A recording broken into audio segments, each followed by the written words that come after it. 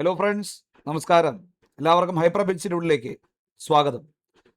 സുഹൃത്തുക്കളെ, അപ്പോൾ നമ്മുടെ HSSC ബോട്ടണിയുടെ പരീക്ഷയൊക്കെ എല്ലാവരും എഴുതി അതിന് ആൻസർ കീ ഒക്കെ വന്ന് ഇരിക്കുകയാണ്. അത്യാവശ്യം ടെൻഷനൊക്കെ അടിച്ചിരിക്കുകയാണ് എന്നാണ് അറിയാൻ കഴിയുന്നത്. ഓക്കെ, നമ്മുടെ കട്ട് ഓഫ് എത്ര വരും, അതുപോലെ തന്നെ എത്ര മാർക്കാണ് എല്ലാവർക്കും കിട്ടിയത് തുടങ്ങിയ കാര്യങ്ങളെക്കുറിച്ചൊക്കെ ആകെ ആശങ്കയോടുകൂടി തന്നെയാണ് ബഹുഭൂരിപക്ഷ ആൾക്കാരും ഇരിക്കുന്നത്. അപ്പോൾ അതുമായി ബന്ധപ്പെട്ട കുറച്ച് കാര്യങ്ങൾ സംസാരിക്കുക എന്നുള്ളതാണ് ഇന്നത്തെ വീഡിയോയുടെ പ്രധാനപ്പെട്ട ഉദ്ദേശം. ഏറ്റവും ആദ്യം നമ്മുടെ ക്വസ്റ്റ്യൻ പേപ്പർ, അതുമായി ബന്ധപ്പെട്ട ചില കാര്യങ്ങളാണ് നമ്മൾ കാണാൻ പോകുന്നത്. ഇപ്പോൾ കഴിഞ്ഞ തവണത്തേക്കാൾ ഈ പരീക്ഷയിൽ എന്താണ് വ്യത്യാസം സംഭവിച്ചത്? കഴിഞ്ഞ തവണ അത്യാവശ്യം ക്വസ്റ്റ്യൻസ് വായിക്കുന്ന സമയത്ത് ഒരു ടഫായിട്ടുള്ളൊരു ഫീലിംഗ് ഉണ്ടായിരുന്നു കഴിഞ്ഞ തവണത്തെ പരീക്ഷ എഴുതുമ്പോൾ. ഇത്തവണ പക്ഷേ അങ്ങനൊരു ഫീല് ക്വസ്റ്റ്യൻ വായിക്കുമ്പോഴില്ലായിരുന്നു, പക്ഷെ ആൻസർ വായിക്കുമ്പോൾ തീർച്ചയായിട്ടും ആ ഒരു ഫീല് ചെറിയ തോതിൽ കിട്ടുന്നുണ്ടായിരുന്നു.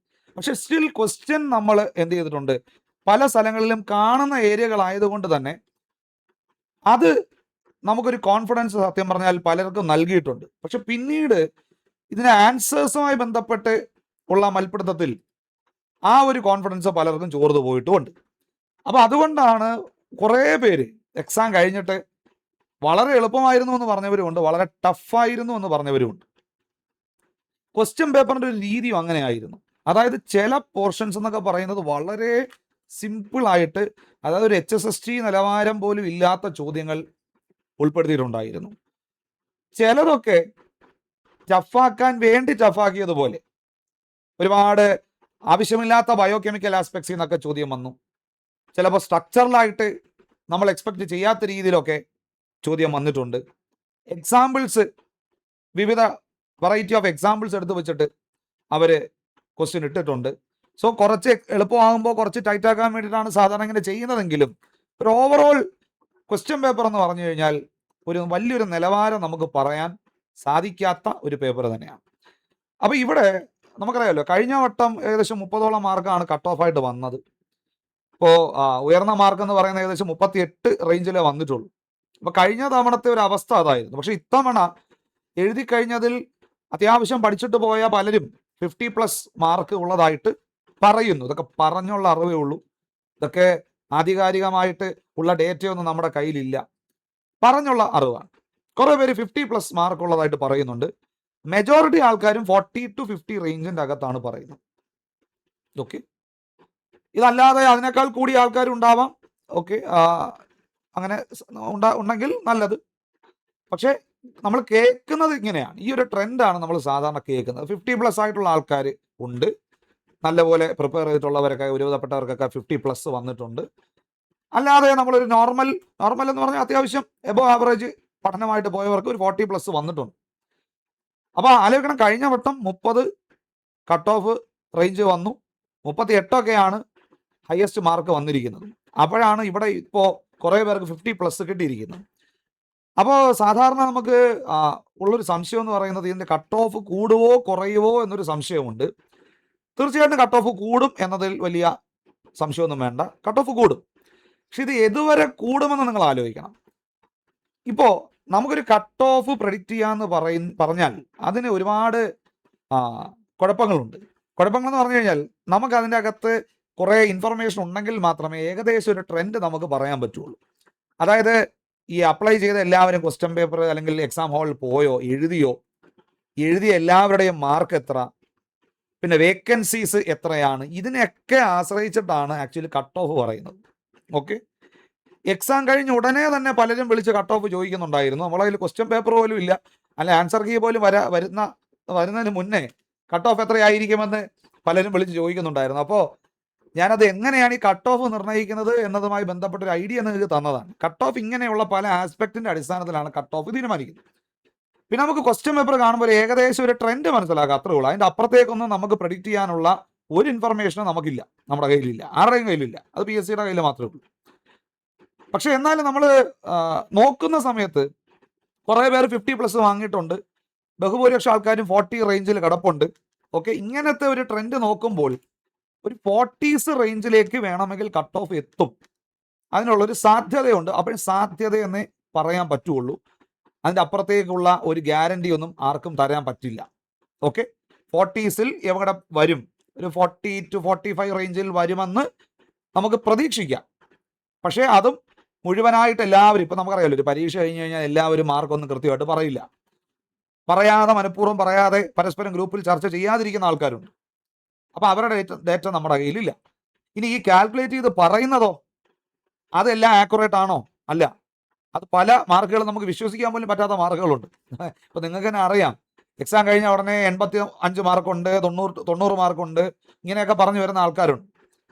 അപ്പോൾ അത് പറയുമ്പോൾ തന്നെ നമുക്കറിയാം അത് എന്താണ് സംഭവം എന്നുള്ളത്. അപ്പോൾ അതിനെ നമുക്ക് പരിഗണിക്കാൻ കഴിയില്ല, അതിനൊരു വിശ്വാസ്യത നമുക്ക് എടുക്കാൻ കഴിയില്ല. കിട്ടുകയാണെങ്കിൽ ഓക്കെ, പക്ഷെ എന്നാൽ അത് നമുക്ക് എടുത്ത് കാൽക്കുലേറ്റ് ചെയ്യാൻ നിലവിൽ നിർവാഹമില്ല. അപ്പോൾ അതൊരു പ്രശ്നമാണ്. പിന്നെ ഞാൻ പറഞ്ഞല്ലോ, കാൽക്കുലേഷനിൽ ചില മിസ്റ്റേക്സ് വരും. എല്ലാവർക്കും കൃത്യമായിട്ട് തന്നെ കാൽക്കുലേറ്റ് ചെയ്യണമെന്നില്ല. പിന്നെ ഈ എഴുതിയത് എത്രയാണെന്ന് സത്യം പറഞ്ഞാൽ പലർക്കും വലിയ ധാരണയില്ല. ചില ക്വസ്റ്റ്യൻസ് ഒക്കെ നമ്മൾ ഉദ്ദേശിച്ചത് തന്നെയാണോ എഴുതിയത്. ഇപ്പോൾ കുറേ നമ്മൾ 2 ഓപ്ഷൻസ് ഒക്കെ ആയിട്ട് സ്റ്റക്കായി കുറേ നേരം ഇരുന്നിട്ട് നമ്മൾ ഏതെങ്കിലും ഒരെണ്ണം എഴുതുമല്ലോ, അങ്ങനെയുള്ള ക്വസ്റ്റ്യൻസ് ഒക്കെ നമുക്ക് ഓർത്ത് വയ്ക്കാൻ വലിയ പാടാണ്. OMR ആയിരുന്നെങ്കിൽ നമുക്ക് എന്തെങ്കിലുമൊക്കെ ചെയ്യാമായിരുന്നു, ക്വസ്റ്റ്യൻ കൈ കിട്ടുമായിരുന്നു. പക്ഷേ ഇത് കമ്പ്യൂട്ടർ ബേസ്ഡ് ആയതുകൊണ്ട് ആ ഒരു പ്രശ്നമുണ്ട്. അപ്പം ഇങ്ങനെയൊക്കെ ഒരുപാട് ഒരു എറേഴ്സ് ഉണ്ട് ഇപ്പോൾ ആൾക്കാർ പറയുന്ന മാർക്സിൽ. ഓക്കെ, അപ്പം നിങ്ങൾ എന്ത് ചെയ്യാൻ പാടില്ല, അനാവശ്യമായിട്ട് ടെൻഷൻ അടിക്കാൻ പാടില്ല. എക്സാം കഴിയുമ്പോൾ ഇതുപോലെയുള്ള ചർച്ചകളൊക്കെ ഒരുപാടുണ്ടാകും. ഇത്ര മാർക്ക് വന്നു, അത്ര മാർക്ക് വന്നു, 90 മാർക്കുണ്ട്, എനിക്ക് ജോലി കിട്ടുമോ, 89 മാർക്കുണ്ട്, എനിക്ക് ജോലി കിട്ടുമോ, ഇങ്ങനെയൊക്കെ പലരും വന്ന് പറയും. അപ്പം ഇത് എല്ലാ പരീക്ഷയും, നിങ്ങളുടെ പരീക്ഷ മാത്രമല്ല എല്ലാ പരീക്ഷയിലും സംഭവിക്കുന്ന കാര്യമാണെന്ന് ആദ്യം മനസ്സിലാക്കുക. ഓക്കെ, പിന്നെ ഈ ഹൈ മാർക്ക് വാങ്ങുക എന്നുള്ളത് മാത്രം ഒരു കട്ട് ഓഫിനെ ഉയർത്താൻ പോകുന്നില്ല. ഓൺ ആൻ ആവറേജ് കുട്ടികൾ എത്ര മാർക്ക് വാങ്ങിച്ചു എന്നതാണ് വളരെ ഇമ്പോർട്ടൻസ് ഉള്ളത്. അല്ലാതെ ഒരു 4-5 പേര് ഇപ്പോൾ നമുക്കൊരു ഒരു തർക്കത്തിന് വേണ്ടി നമ്മളൊരു 70 മാർക്കിന് പ്ലസ് ഒരു 10 പേര് വാങ്ങിച്ചു എന്ന് വിചാരിക്കുക.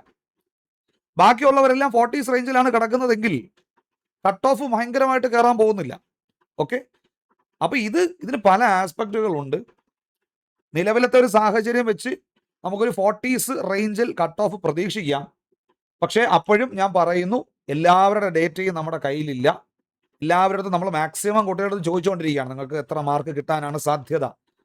ഓക്കെ, പക്ഷേ നമുക്കറിയാമല്ലോ, എല്ലാവരും ചിലപ്പോൾ അത് ഓപ്പണായിട്ട് പറയില്ല. അങ്ങനെയൊക്കെയുള്ള ചിലർ റെസ്പോണ്ട് ചെയ്യാത്ത ആൾക്കാരുണ്ട്, ചിലർ കാൽക്കുലേറ്റ് ചെയ്ത് തെറ്റിപ്പോകുന്ന ആൾക്കാരുണ്ട്. ഇങ്ങനെയൊക്കെ പല കാറ്റഗറി ഓഫ് ആൾക്കാരുണ്ട്. അപ്പോൾ അതുകൊണ്ട് നിങ്ങളതിൽ അനാവശ്യമായിട്ടുള്ള ഇൻഫോർമേഷൻസ് എടുത്ത് ടെൻഷൻ അടിക്കേണ്ട കാര്യമില്ല. അങ്ങനെ ടെൻഷൻ്റെ ആവശ്യമൊന്നുമില്ല. അങ്ങനെ അത്യാവശ്യം നന്നായിട്ട് പഠിച്ചെഴുതിയിരിക്കുന്നവരെ സംബന്ധിച്ച് നിങ്ങൾക്ക് നിരാശപ്പെടേണ്ടി വരില്ല. ഓക്കെ, അത് ഏകദേശം നമുക്ക് ഉറപ്പിക്കാം. പിന്നെ ഒരു 40യും താഴേക്ക് മാർക്ക് കുറഞ്ഞവർ പാടായിരിക്കും എന്നാണ് എൻ്റെ ഒരു പേഴ്സണൽ അഭിപ്രായം. ഓക്കെ, അപ്പോഴും നമുക്കറിയാം അത് കട്ട് ഓഫുമായി ബന്ധപ്പെട്ട് നമുക്ക് പറയാൻ പറ്റുള്ളൂ. പിന്നെ സപ്ലിമെൻ്ററി ലിസ്റ്റ് അതിൽ നിന്നൊക്കെ ചിലപ്പോൾ ജോലി കിട്ടാം. പക്ഷെ എന്നാലും ഞാൻ പറയുന്നത് ഒരു മെയിൻ ലിസ്റ്റ് എന്നൊരു നിലയിൽ ഞാൻ പറയുകയാണ്, ഒരു 40ക്ക് താഴേക്ക് മാർക്കാണ് നിങ്ങൾക്ക് കിട്ടിയിരിക്കുന്നതെങ്കിൽ സാധ്യത കുറവാണ് എന്ന് നമുക്ക് പറയാൻ പറ്റുള്ളൂ. അത് നിങ്ങൾക്ക് തന്നെ അറിയാമല്ലോ. അത് അങ്ങനെ വന്നു കഴിഞ്ഞാൽ വെറുതെ നമ്മൾ എന്താ പറയുക, ഒരു ഫേക്ക് ഒരു പ്രതീക്ഷ നൽകുന്നതിൽ കാര്യമില്ല. സത്യാവസ്ഥ ഇതാണ് കൂടുതൽ നമ്മൾ ഇപ്പം ചോദിച്ചത് വെച്ചിട്ട് 40 to 50 റേഞ്ചിൽ ഒരുപാട് പേർക്ക് മാർക്ക് വന്നിട്ടുണ്ട്, ഒരുപാട് പേർക്ക്. അപ്പോൾ സ്വാഭാവികമായിട്ട് കട്ട് ഓഫ് വരുമ്പോഴും അവിടെ നിന്നും കയറാനുള്ള സാധ്യത കമ്പാരിറ്റീവ്ലി കൂടുതലാണ്. 50 റേഞ്ചിൽ അത്യാവശ്യം പഠിച്ചവരൊക്കെ വന്നിട്ടുണ്ട്. ചില സ്ഥലങ്ങളിൽ നിന്നൊക്കെ 60+ ഒക്കെ വന്നിട്ടുണ്ടെന്ന് പറയപ്പെടുന്നു. അതും വ്യക്തിപരമായിട്ട് എനിക്കറിയില്ല, അങ്ങനെയൊക്കെ പറഞ്ഞ് കേൾക്കുന്നുണ്ട്. വന്നാൽ നല്ലത്, നന്നായിട്ട് കഷ്ടപ്പെട്ട് എഴുതിയതല്ലേ, അത് നമുക്ക് ആ പോസിറ്റീവ് സെൻസിൽ തന്നെ എടുക്കാം.